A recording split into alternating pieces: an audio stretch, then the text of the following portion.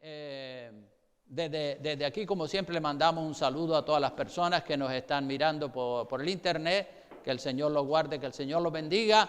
Y hoy compartiremos este mensaje: contendiendo ardientemente por la fe.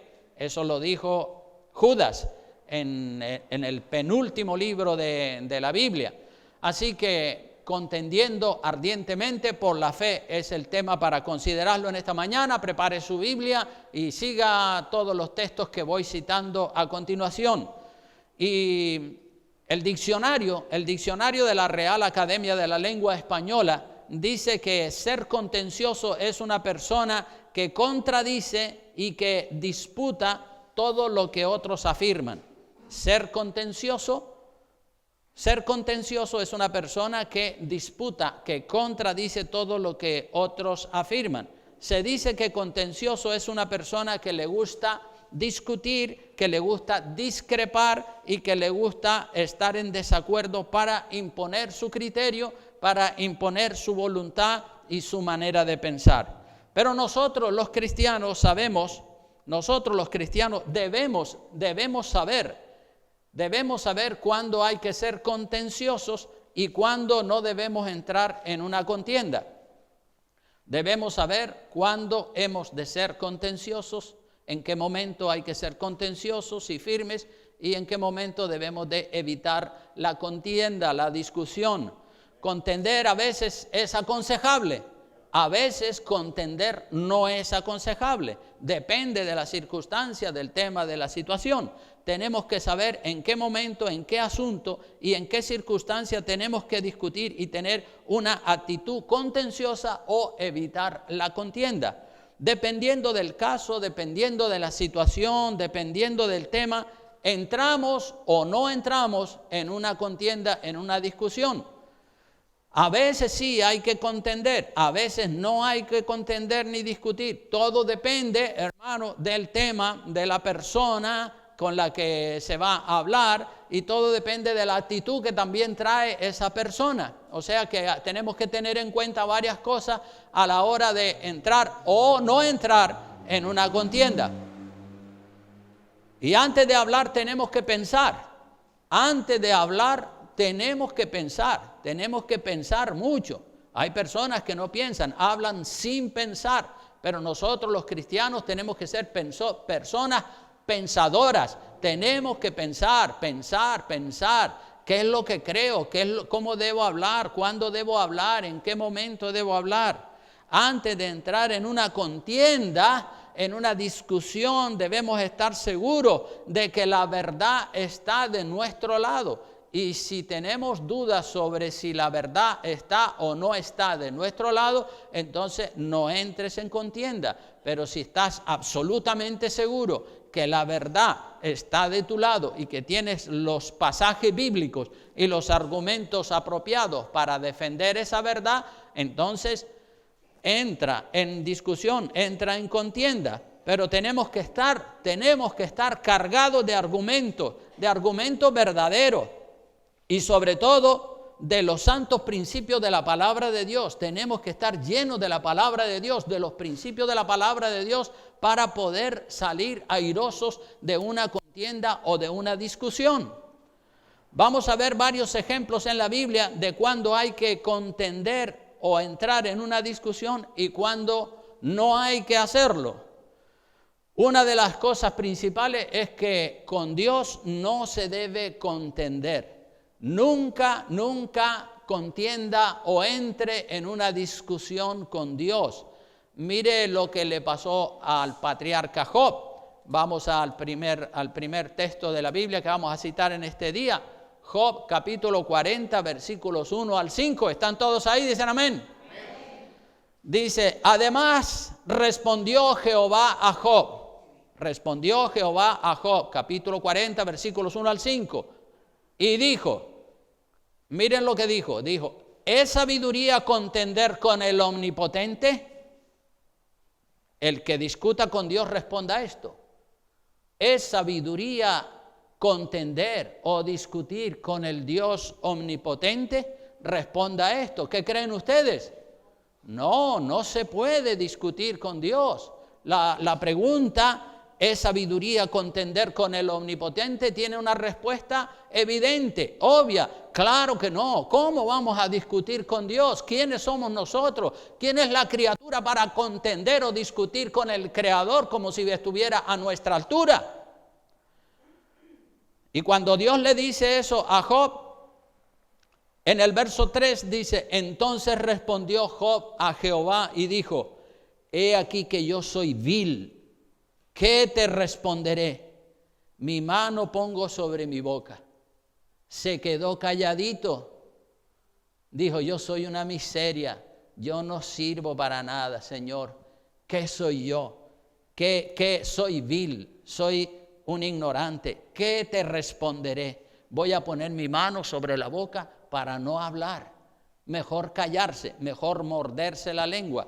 Una vez hablé, mas no responderé, dijo Job en el verso 5. Una vez hablé, mas no responderé. Aún 2 veces, mas no volveré a hablar. No volveré a hablar. Me tengo que quedar callado delante de Dios. ¿Cómo me voy a comparar con Dios? ¿Cómo voy a discutir? ¿Cómo voy a contender con Dios? Eso no es de sabio. No discutas, no contiendas con Dios. Es una locura discutir o ponerse ahí a contender con Dios. Ponga su mano sobre la boca y no hable.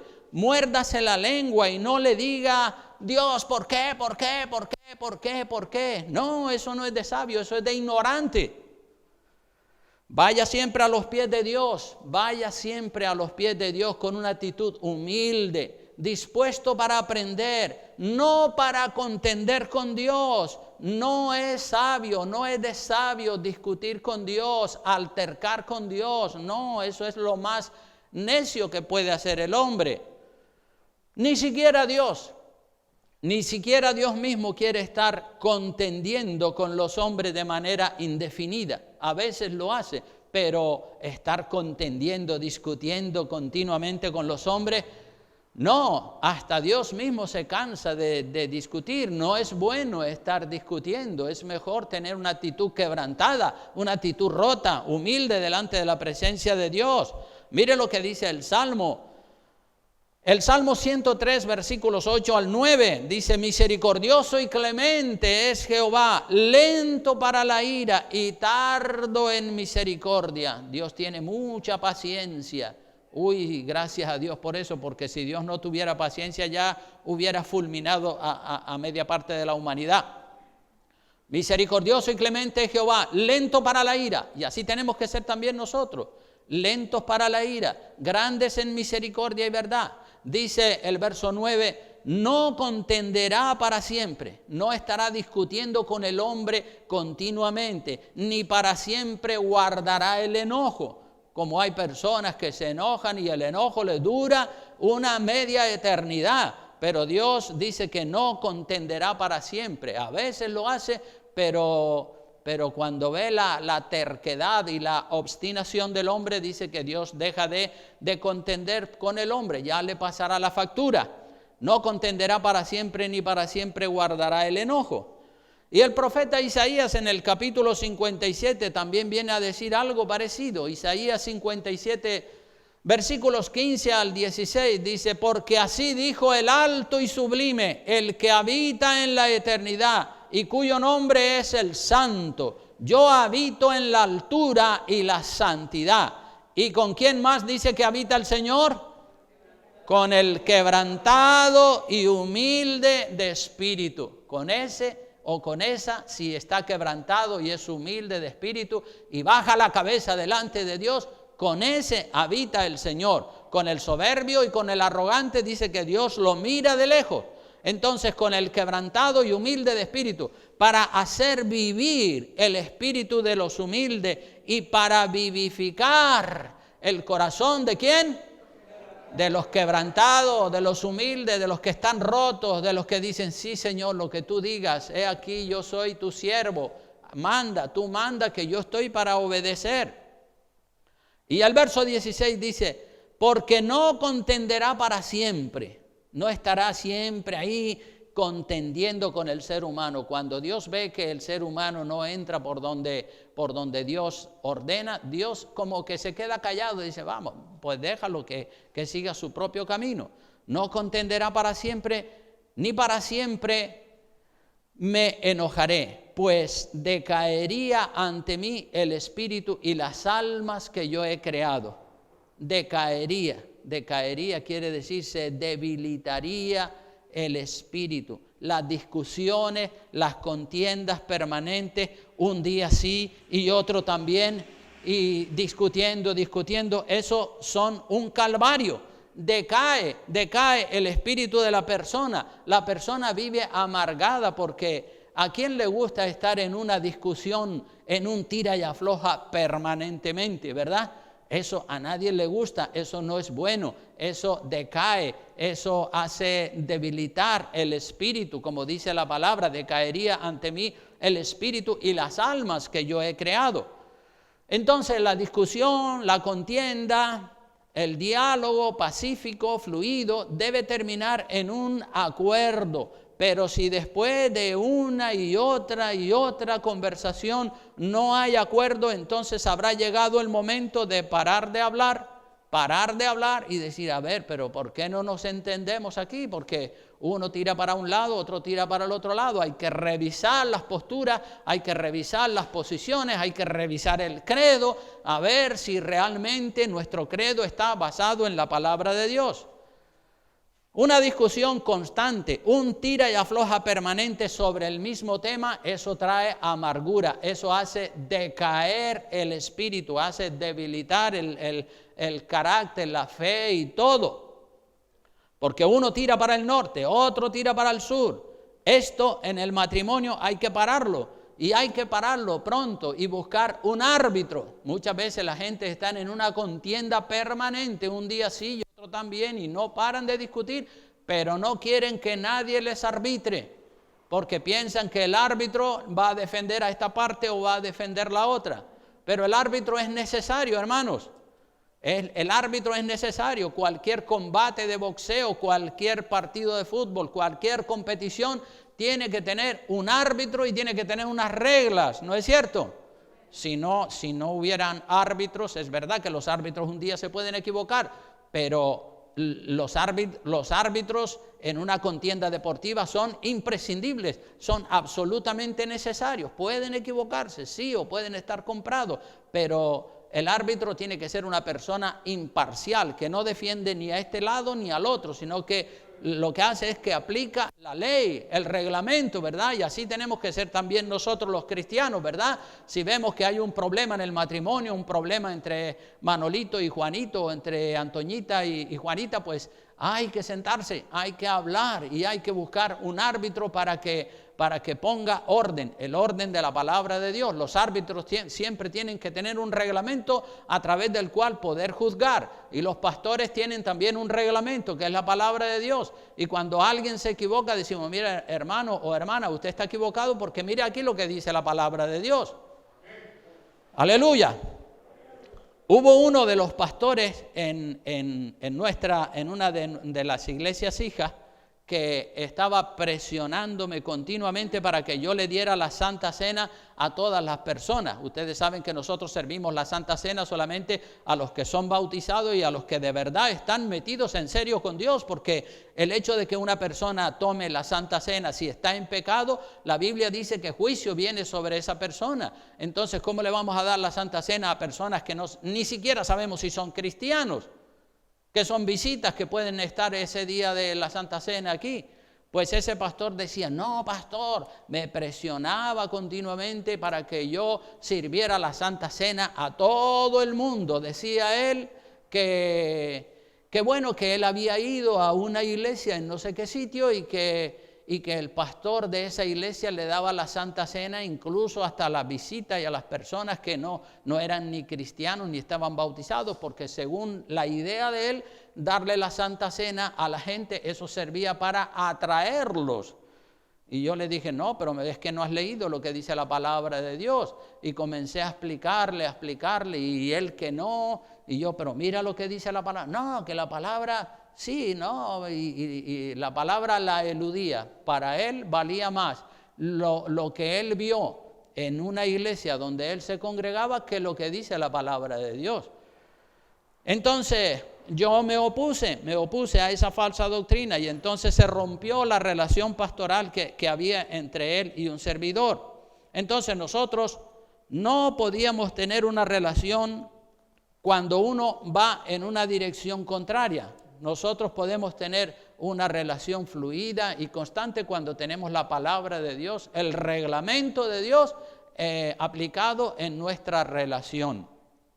Cuando se aplica el reglamento de Dios en el matrimonio, entre los hermanos de la iglesia, todo funciona porque la palabra de Dios es pura y es perfecta. Amén.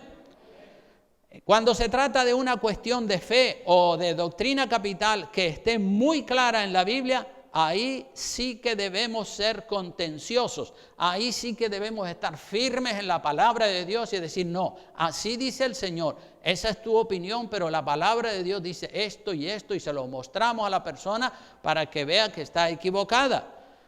Vamos al libro de Judas, al que cité al principio, Judas capítulo 1, el penúltimo libro de la Biblia, Judas capítulo 1, solo tiene un capítulo.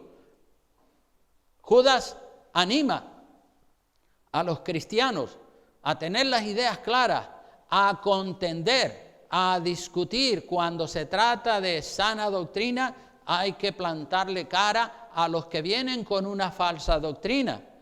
Así que Judas capítulo 1 versículos 3 y 4 dice, amados, por la gran solicitud, por el gran deseo que tenía de escribiros acerca de nuestra común salvación, me ha sido necesario escribiros. O sea que Judas se ve que tenía unas ganas tremendas, dice, hay que escribir, hay que decirle, hay que apercibir a las personas.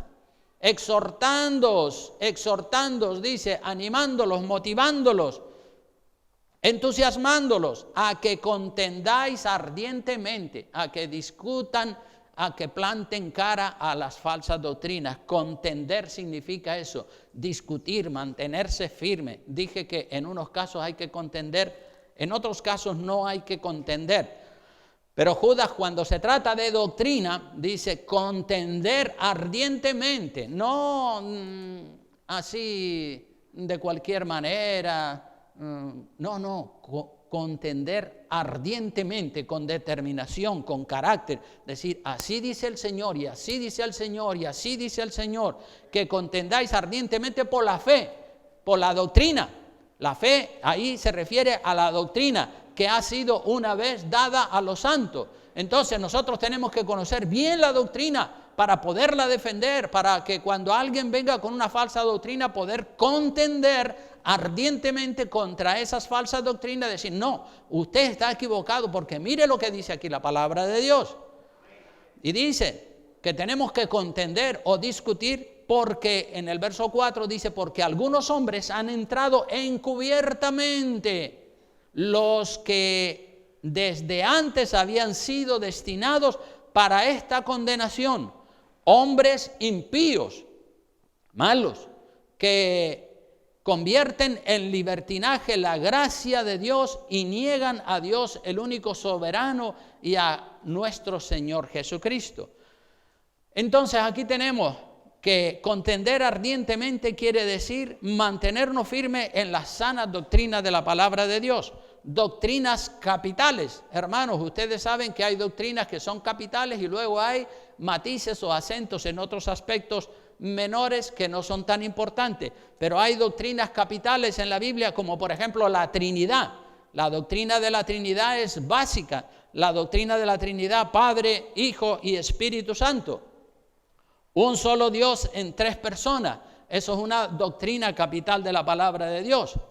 El bautismo en agua después de que la persona se haya arrepentido, eso es otra doctrina capital. Y el bautismo en agua y en el nombre del Padre, del Hijo y del Espíritu Santo, no en el nombre de Jesús solamente como hacen los pentecostales unitarios. No, tenemos que bautizar en el nombre del Padre, del Hijo y del Espíritu Santo. Esa es la fórmula correcta y ahí queda clara la Trinidad también, el concepto, la doctrina de la Trinidad queda clara y eso lo dijo el mismísimo Señor Jesucristo, que bautizáramos en el nombre del Padre, del Hijo y del Espíritu Santo.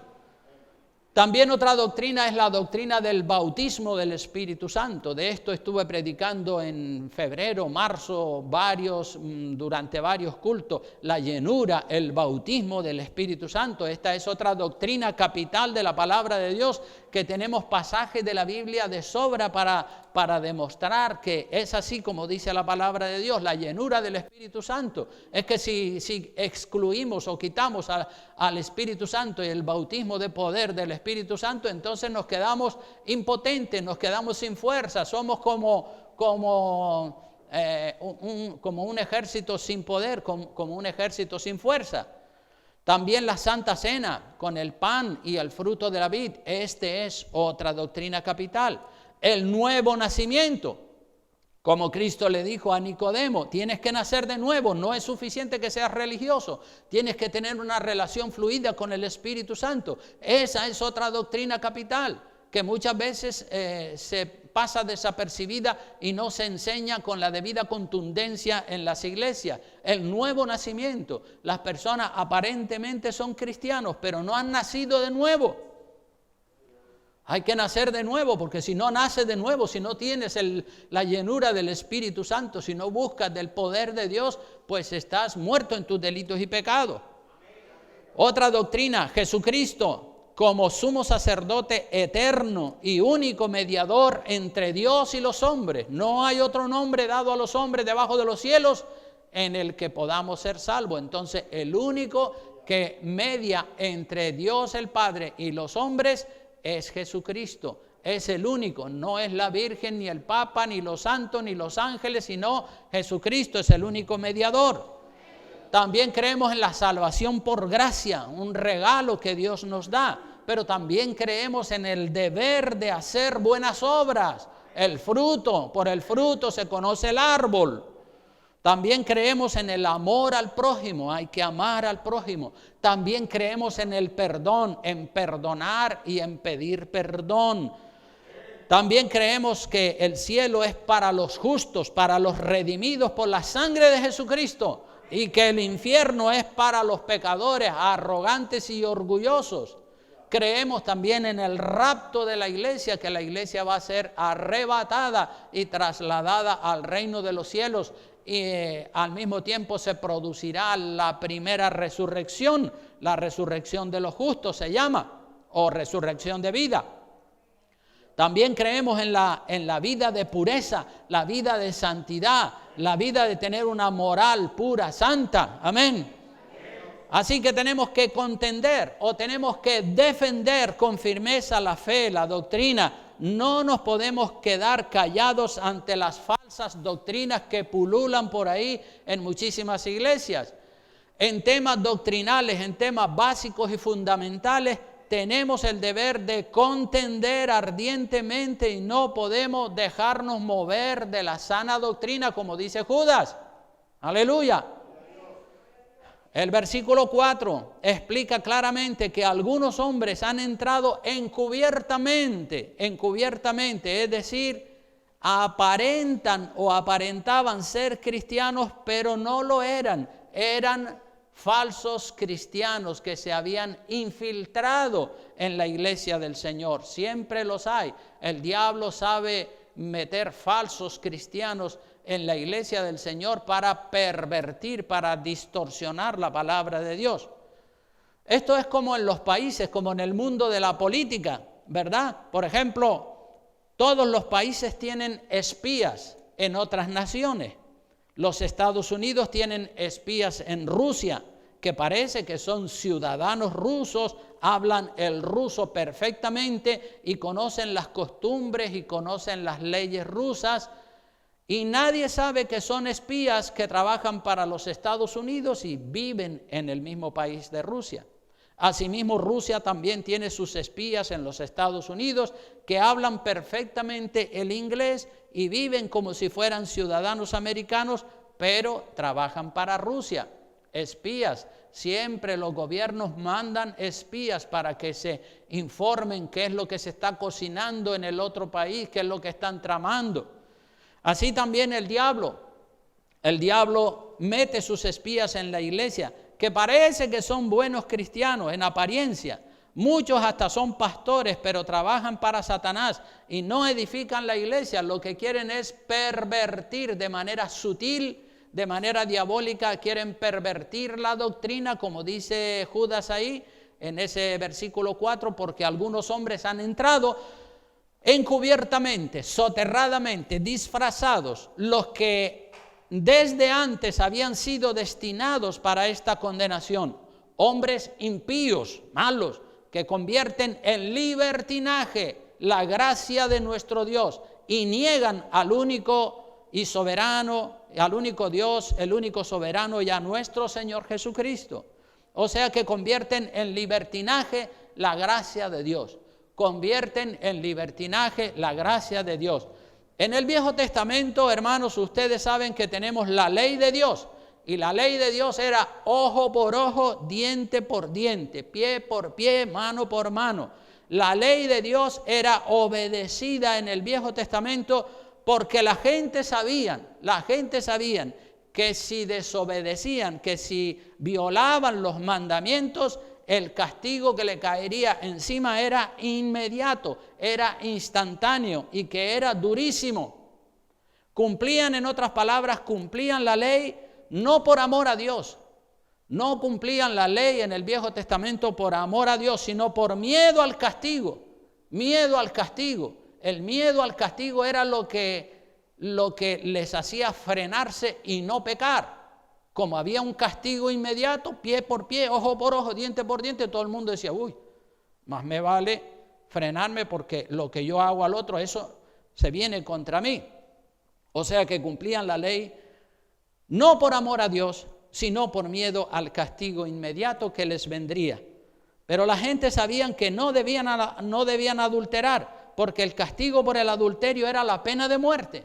Si sorprendían a una persona cometiendo el acto de adulterio, inmediatamente lo mataban, lo apedreaban. Entonces nadie quería morir, por eso es por lo que no cometían adulterio o se cuidaban mucho. Pero cuando vino Jesucristo con el sistema de la gracia de Dios, entonces la ley de Dios de ojo por ojo y diente por diente quedó abolida.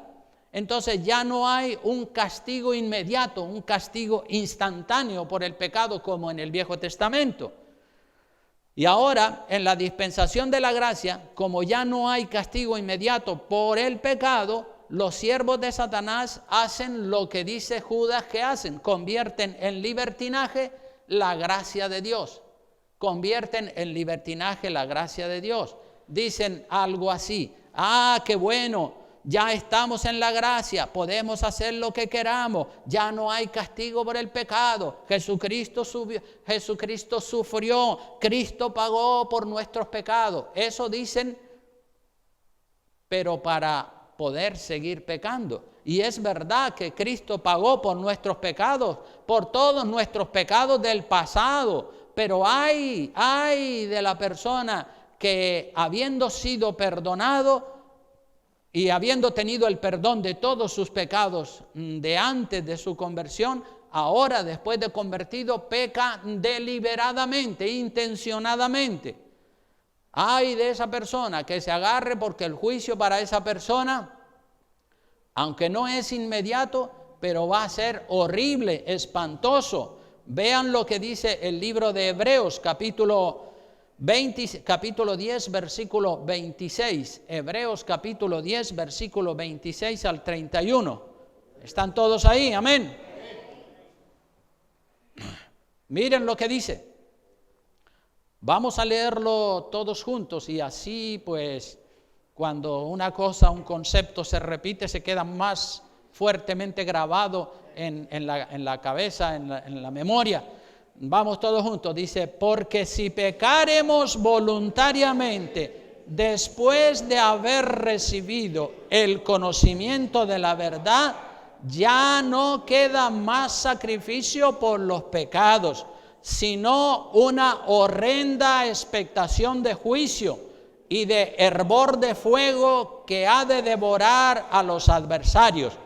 El que viola la ley de Moisés por el testimonio de 2 o 3 testigos muere irremisiblemente. ¿cuánto mayor castigo pensáis que merecerá el que pisoteare la sangre al Hijo de Dios y tuviere por inmunda la sangre del pacto en la cual fue santificado e hiciera afrenta al Espíritu de gracia?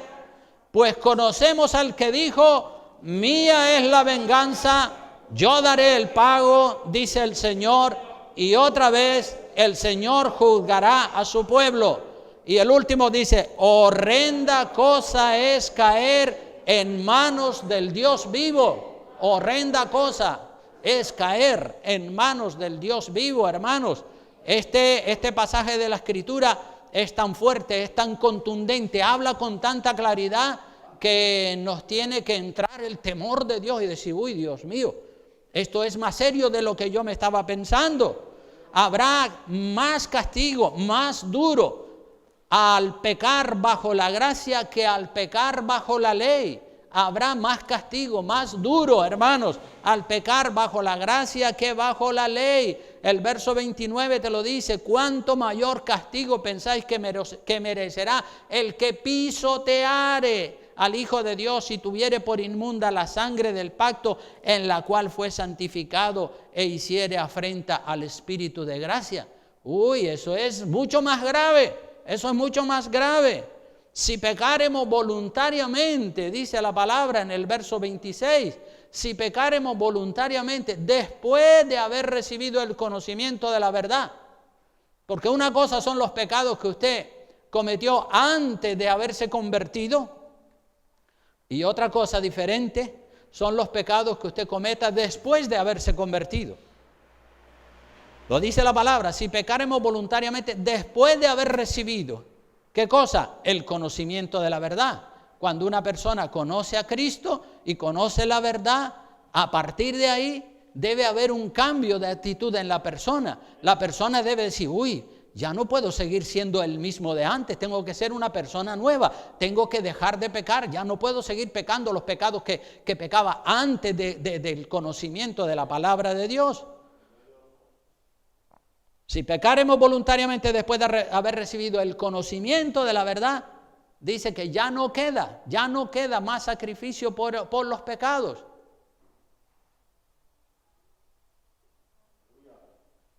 Da temor. A mí me da temor esto, ¿verdad? A mí digo: uy, Dios mío. Uy, Señor, ahora está más difícil la cosa que en el Viejo Testamento.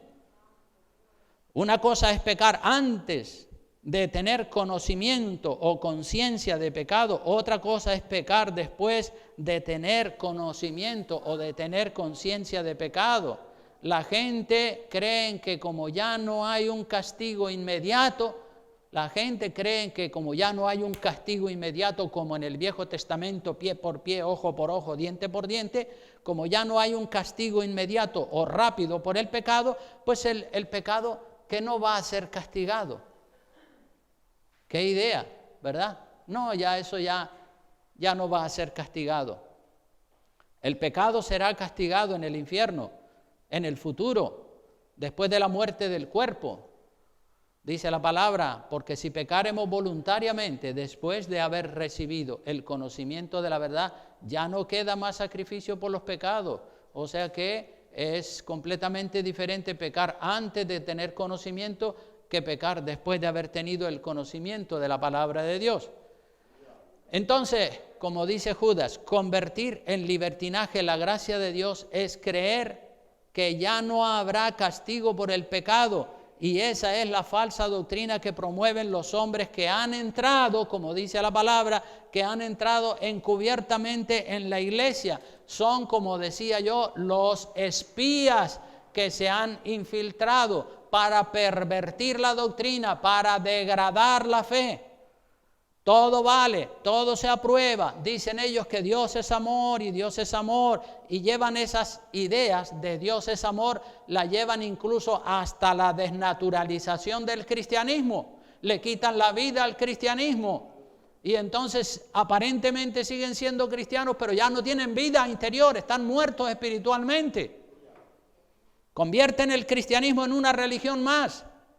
sin vida, sin nuevo nacimiento, sin regeneración, sin santidad, como la Iglesia Católica, como los Testigos de Jehová, como los mormones y como cualquier otra religión. Ya no tienen vida, ya no tienen la vida del Espíritu. Al verdadero cristiano lo que le distingue de otras religiones es que tiene la vida del Espíritu, que está lleno del Espíritu Santo, que tiene el temor de Dios, que vive en santidad. Tenemos que tener la vida del Espíritu en nuestro cuerpo, hermanos. Si no, estamos muertos. No sirve de nada ser evangélico. Hay que tener la vida del Espíritu. Una relación fluida con Dios a través de la oración y sentir, como dice la Biblia en Juan 7, 37 al 39, sentir esos ríos de agua viva que son la evidencia de que estamos vivos espiritualmente. Aleluya. Mira lo que dice Juan. Busca Juan capítulo 7, versículos 37 al 39. Lo dijo el mismísimo Señor Jesucristo. No es un invento. Dice que en el último y gran día de la fiesta, Jesús se puso en pie y alzó la voz diciendo: si alguno tiene sed, venga a mí y beba. Así, pegó un grito allí del número 1. Si alguno tiene sed, venga a mí y beba. El que cree en mí, como dice la Escritura, no como a él le parece, sino como dice la Escritura, de su interior correrán, ¿qué cosa? Ríos de agua viva. ¡Wow! ¡Qué bendición esos ríos de agua viva! Eso es lo que nos diferencia de las demás religiones.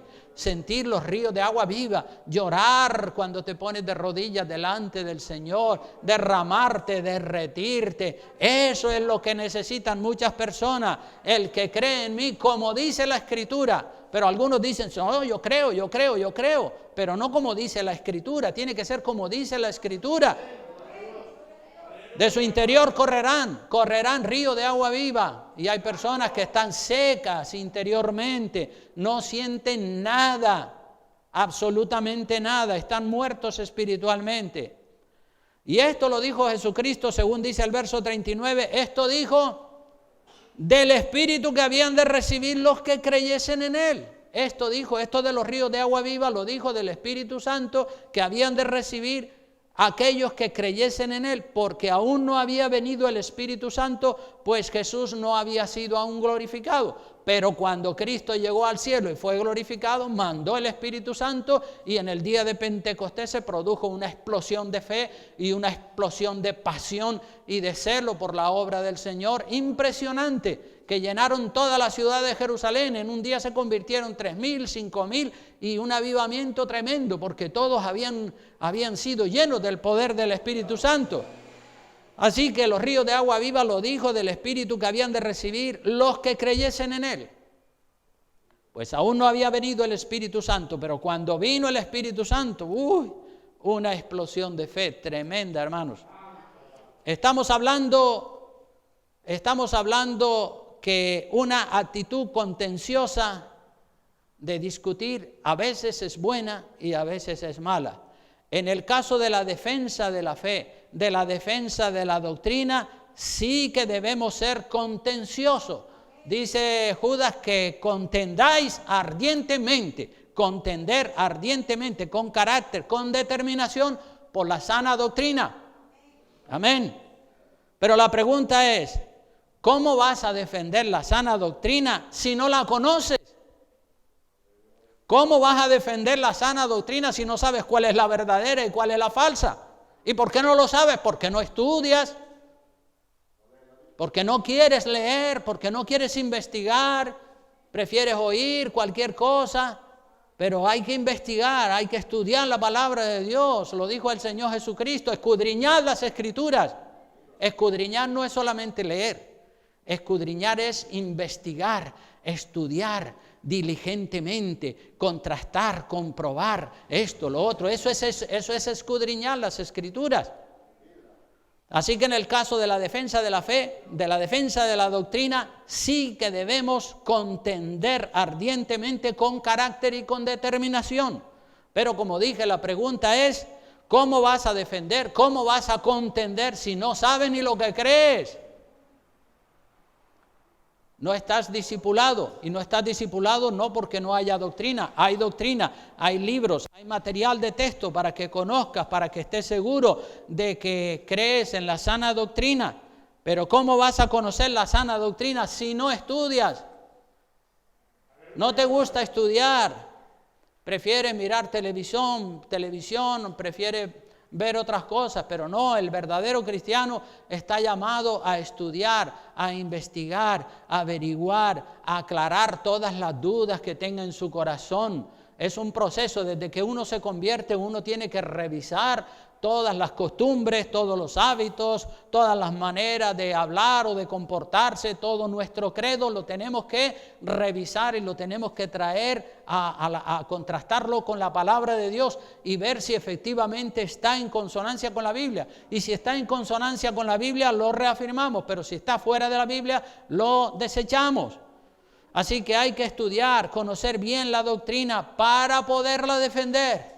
Hay que estudiar, hay que conocer bien la doctrina para poderla defender. ¿Cómo la vas a defender? A muchos cristianos les llegan los testigos de Jehová a su casa y lo que hacen es cerrar la puerta. No, yo soy evangélico, pero eso no es correcto. Lo correcto sería que usted le dijera a ese testigo de Jehová, yo soy evangélico, pero ustedes los testigos de Jehová están equivocados en esto y en esto. Y se lo voy a demostrar con la Biblia. Venga para acá, pase para adentro y le voy a demostrar. Pero claro, no pueden hacer eso porque el testigo de Jehová los ha sorprendido y los ha cogido en un estado de ignorancia. Y por eso no pueden contender con el testigo de Jehová, porque el testigo de Jehová, a pesar de que tiene una falsa doctrina, te enreda con los textos fuera de contextos que está sacando, y el evangélico no sabe defenderse, no sabe coger la palabra de Dios y decir, no, usted es el que está equivocado porque mire lo que dice la Biblia aquí y aquí y aquí. Entonces, yo cuando a mi casa llegan los testigos de Jehová, yo siempre los hago pasar, a menos que ellos digan, no, hoy no puedo. Pero siempre les digo, pasen para adentro y nos sentamos y hablamos. Y cuando pasan para adentro empiezo a decirle, mire lo que dice la Biblia aquí, mire lo que dice por aquí, mire lo que dice, esto contradice la doctrina que ustedes tienen de que Jesucristo no es Dios, esto contradice tal doctrina de ustedes, esto contradice. Y entonces el testigo de Jehová al final dice, bueno, me tengo que ir porque tengo que seguir con mi trabajo. Y muchas veces después de que han hablado conmigo, como ellos no se quieren dar por vencidos, van y le avisan al superior de ellos, al anciano de los testigos de Jehová, y después vienen con el anciano porque piensan que el anciano sabe más que ellos, y probablemente sabe más, pero de la falsa doctrina. Y vienen con el anciano. En una ocasión estuve como reuniéndome 4, 5 o 6 veces durante varios meses con el anciano de los testigos de Jehová, y al final él dijo, mira, pues no merece la pena seguir hablando. Digo, pues si usted no quiere hablar, el problema lo tiene usted, porque esto es lo que dice la palabra de Dios. Y entonces ya él mismo cerró la reunión y ya no volvió más por mi casa, porque él veía que chocaba, que su teología, su falsa teología chocaba con la palabra de Dios. Así que cuando conozcas la sana doctrina tienes que contender. Cuando la conozcas, si no la conoces, claro, es mejor no entrar en contienda, pero cuando la conozcas tienes que contender ardientemente con aquellas personas que están en el error doctrinal, y no solo contender con aquellos, sino aplicársela a tu vida también, porque hay muchos cristianos que predican pero no aplican. Está bien que usted le predique a los demás, pero aplíqueselo primero a usted mismo, pues si usted no se lo aplica a sí mismo, eso es un error que hemos visto también muchas veces, y aquí hemos tenido personas que predican a los demás, y tiene usted que ser así y así y así y así, y después lo vemos a él o a ella y decimos, pero este que tanto predica y este que tanto habla y que tanto dice cómo tienen que ser los demás, pero mira, no se lo aplica a sí mismo. Entonces eso lo único que hace es escandalizar, eso lo único que hace es molestar, ¿verdad? Uno tiene que aplicarse primero a sí mismo, aplícate a ti mismo la sana doctrina y luego aplícasela a los demás. Algunos por ahí también dicen, no, da igual lo que uno crea o deje de creer, da igual lo que uno crea o deje de creer, dicen. Pero no da igual. Uno vive según lo que cree. Cada persona vive según lo que cree, según lo que tiene aquí en su cabeza.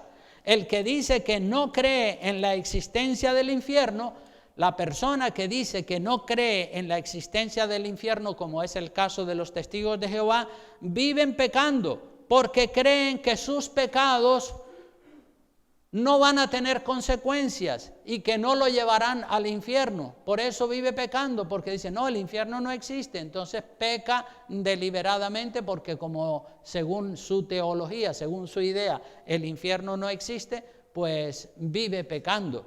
Entonces, sí es importante lo que creemos, porque dependiendo de lo que nosotros creemos, dependiendo del credo que tenemos aquí en la cabeza, así vivimos la vida o dejamos de vivirla. Menudo castigo le espera a esa persona que cree que el infierno no existe, porque cuando esté en el infierno ya no le sirve de nada el arrepentimiento. Dijo alguien que en el infierno hay muchísimas personas arrepentidas, pero demasiado tarde. Se arrepintieron demasiado tarde. Vamos a ver lo que dice Lucas capítulo 16, versículo 19 al 31. Dice así, Lucas capítulo 16, versículos 19 al 31, dice, había un hombre rico que se vestía de púrpura y de lino fino y hacía cada día banquete con esplendidez. A vivir la vida, que son 3 días. Había también un mendigo llamado Lázaro.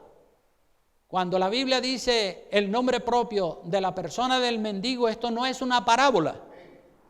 Cuando no se citan nombres propios, entonces sí es una parábola o un ejemplo para explicar algo desconocido. Pero en este caso, cuando se cita el nombre del mendigo que se llamaba Lázaro, entonces ya no es una parábola, sino el Señor Jesucristo está haciendo referencia a un hecho real, conocido, de un hombre que se llamaba Lázaro, nombre propio, que estaba, dice, echado a la puerta de aquel, es decir, del rico.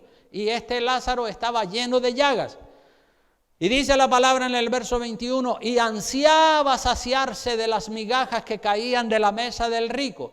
Y aún los perros venían y le lamían sus llagas, las llagas, porque estaba lleno de llagas y de heridas. Entonces aconteció que murió el mendigo y fue llevado por los ángeles al seno de Abraham, lugar de la presencia de Dios. Y murió también el rico y fue sepultado. Y en el Hades, en el infierno, alzó sus ojos estando en tormentos y vio de lejos a Abraham y a Lázaro en su seno, en el otro lado de la cima.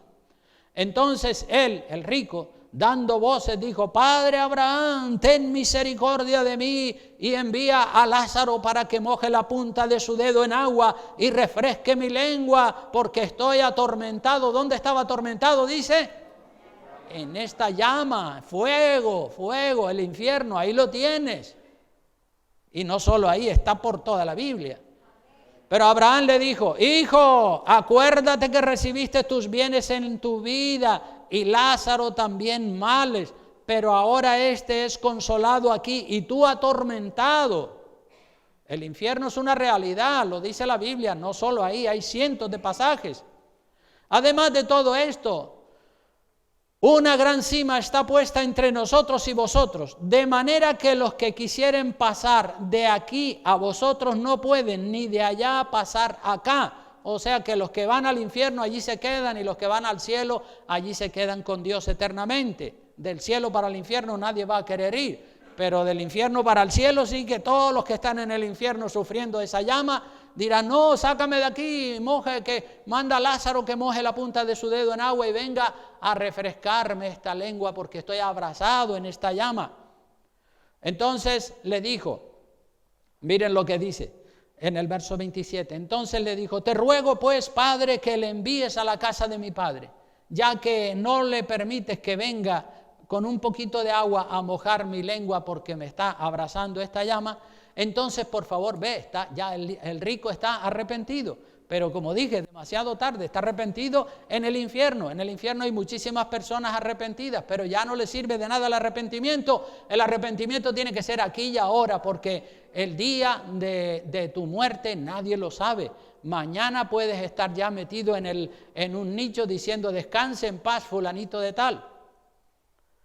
Entonces dijo: te ruego pues, Padre, que le envíes a la casa de mi Padre. Es decir, si no le dejas que venga aquí al infierno donde estoy abrazándome en esta llama, deja que Lázaro vaya a la casa de mi Padre, porque tengo, dice en el verso 28, 5 hermanos para que les testifique, a fin de que no vengan ellos también a este lugar de tormento. Fíjate lo arrepentido que estaba, que dice: bueno, si yo estoy ya indefinidamente condenado, por lo menos tener la satisfacción de que mis hermanos que están en la tierra todavía vivos y se pueden arrepentir, para que ellos no vengan a este lugar de tormento.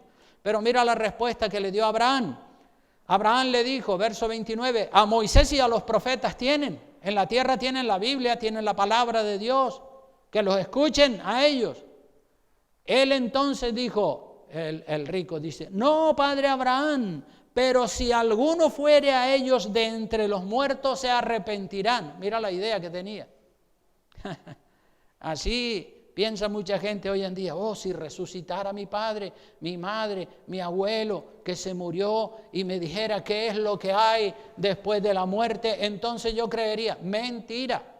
Tiene la Biblia y puede creerla, pero si no quiere creer la palabra de Dios, entonces Dios no va a conceder el capricho egoísta de las personas.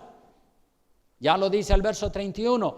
Mas Abraham dijo: si no oyen a Moisés y a los profetas, tampoco se persuadirán o se arrepentirán, aunque alguno se levantare de los muertos.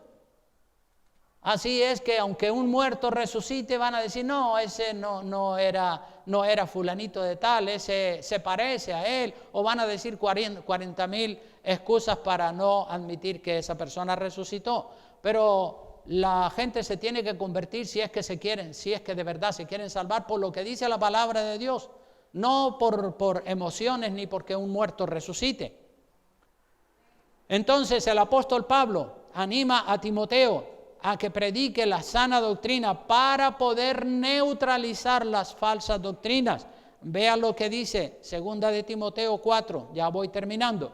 2 de Timoteo 4, versículos 1 al 4 dice: te encarezco, el apóstol Pablo a Timoteo, te encarezco delante de Dios y del Señor Jesucristo, que juzgará a los vivos y a los muertos en su manifestación y en su reino, que lo juzgará, que prediques la palabra, que instes a tiempo y fuera de tiempo, es decir, exhorta, predica, motiva a tiempo y fuera de tiempo, redarguye, reprende, exhorta con toda paciencia y doctrina.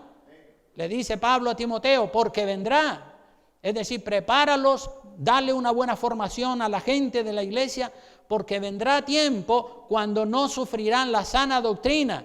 Es decir, vendrán tiempos cuando el mundo se llena de falsos profetas y entonces van a escuchar la falsa doctrina. Vendrá tiempo cuando no sufrirán la sana doctrina, sino que teniendo comezón de oír, que son oidores, solamente oidores, teniendo comezón de oír, se amontonarán maestros conforme a sus propias concupiscencias. Las concupiscencias son los deseos malos de la carne. Y así hay muchos pastores y muchos predicadores que han entrado y se han infiltrado en muchas iglesias evangélicas. El verso 4 dice: y apartarán de la verdad el oído, y se volverán a las fábulas, a las fantasías, a las payasadas, a las falsas doctrinas, a las tonterías. Es así, hermanos. Y el mundo está lleno de falsos profetas. También están los verdaderos.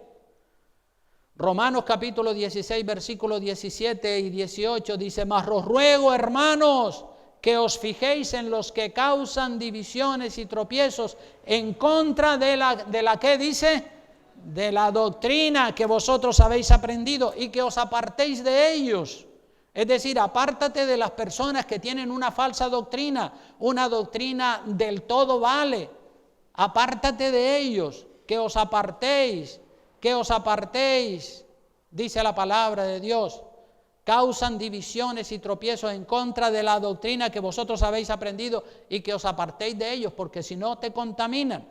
Porque tales personas, esos falsos profetas, dice, no sirven a nuestro Señor Jesucristo, aunque ellos digan que sí, que son siervos de Dios, no sirven a nuestro Señor Jesucristo, sino a sus propios vientres, estómagos, y con suaves palabras y lisonjas, adulación, palmaditas en la espalda y todo eso, engañan los corazones ¿de quién? De las personas ingenuas, que se lo creen todo. No podemos ser ingenuos y creernos todo lo que oímos. Tenemos que examinarlo todo. Aleluya. Bendito sea el nombre del Señor. Tenemos el mundo, hermanos, lo tenemos de patas arriba. A lo malo le llaman bueno y a lo bueno le llaman malo. Vea lo que dijo el profeta Isaías ya 800 años antes de Jesucristo. Capítulo 5 del profeta Isaías.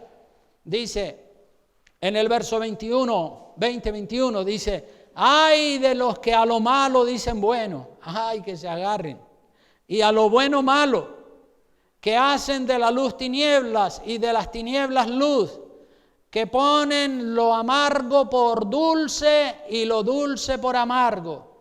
Ay de los sabios en sus propios ojos y de los que son prudentes delante de sí mismos. Yo pienso y su opinión es un ídolo.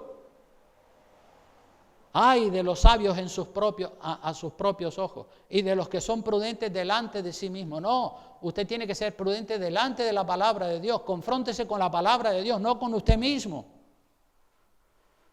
Todo lo malo, según la Biblia, la gente del mundo y una buena parte de los que se consideran cristianos ya lo ven como algo bueno, como algo normal. Todo lo malo ya se ha normalizado. Todo lo malo, toda la inmoralidad ya se ha normalizado, porque lo repiten, tanta gente se suman a hacer lo malo que ya lo malo se ha normalizado. Ya es normal, por ejemplo, la eutanasia, ponerle una inyección a los viejitos y mandarlos para el otro lado. Ya eso es normal. El aborto ya es normal. Hasta muchos cristianos, conozco un matrimonio supuestamente cristiano que la esposa estaba embarazada y el ginecólogo le dijo que el bebé venía con algunos defectos y que había que matarlo, que había que abortarlo, y ella enseguida se dispuso, ella y el marido, para abortarlo. El aborto es un crimen. Millones de criaturas son asesinadas cada año en el vientre de la madre. Eso es lo que se llama un infanticidio, como cuando Faraón mandó matar todos los niños varones que nacían de entre los esclavos hebreos, a matarlos a todos para que los hebreos fueran un pueblo débil. La homosexualidad, ya eso está aprobado como un derecho universal. Los derechos humanos, todos son derechos hoy en día. Hoy en día todos son derechos, todo está normalizado. Las personas transgénero, otro derecho humano que se ha normalizado. A este ritmo pronto van a aprobar también la pederastia como algo normalizado, porque ya de la Unión Europea y de todos estos lugares están mandando conferenciantes a los colegios para que enseñarle a los niños a masturbarse y todo ese tipo de barbaridades, porque dicen que tienen que conocerse a sí mismos. Fíjate tú, un niño con 5, 6, 7 años, una criatura inocente que no tiene conocimiento del bien y del mal, pues ya le están enseñando la basura diabólica. Todo se está normalizando. Los padres tienen que tener muchísimo cuidado con los hijos y preguntarle todos los días: ¿qué te enseñaron en el colegio? ¿Qué aprendiste? ¿Qué te dijeron? ¿De qué habló el profesor, la profesora?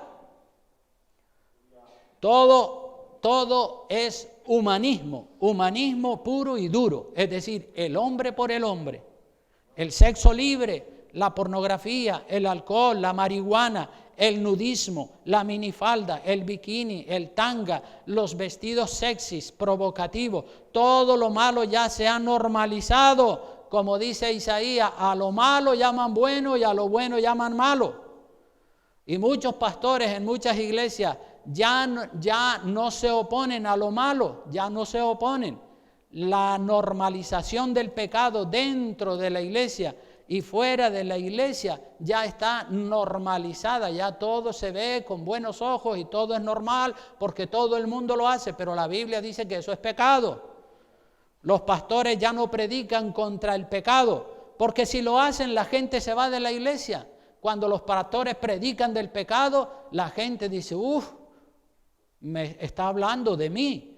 Se van de la iglesia. Si la gente se va de la iglesia, pues entonces no hay diezmos, no hay ofrendas, y el pastor tiene que irse a trabajar secularmente, y eso es lo que no quieren muchos. El pastor prefiere mirar para otro lado, ignorar.